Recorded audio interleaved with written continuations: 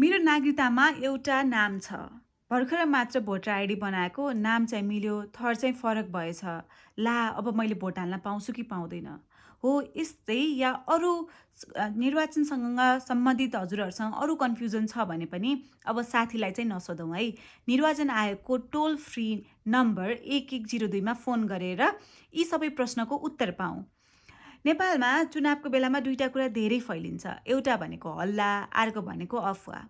एउटा साथीले भन्ला, ओए मेरो त भोटर आइडीमा नाम चाहिँ रजिस्टर गराएको छु, तर भोटर आइडी नै छैन अहिले। मैले भोट गर्न पाउँछु कि पाउँदिनँ भनेर सोध्ला। अर्को साथी जुन चाहिँ निर्वाचन पर्यवेक्षक भएर खटिरहेको छ, उसले सोध्ला, म निर्वाचन पर्यवेक्षक भइरहँदाखेरि सरकारी कर्मचारीले जस्तै अरू जिल्लाबाट पनि समानुपातिकमा भोट हाल्न पाउँछु त भन्ने उसको प्रश्न होला। ओए मैले त सुनेको अहिले त अरू जिल्लाबाट पनि भोट हाल्न पाइन्छ, के यो सत्य हो या होइन भनेर साथीभाइहरू गफ गर्नु होला।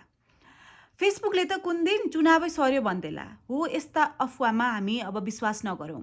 अब हामीले आधिकारिक निकाय जुन हाम्रो निर्वाचन आयोग हो त्यहाँको कल सेन्टर छ 1102 मा, यो टोल फ्री कल सेन्टरमा फोन गरेर आफ्नो प्रश्नको उत्तर पाऊँ।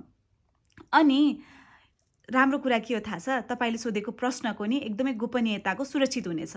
तपाईले गरेको प्रश्न छरछिमेकीले थाहा पाउँदैन है, अनि साथीको कानमा पनि पुग्दैन।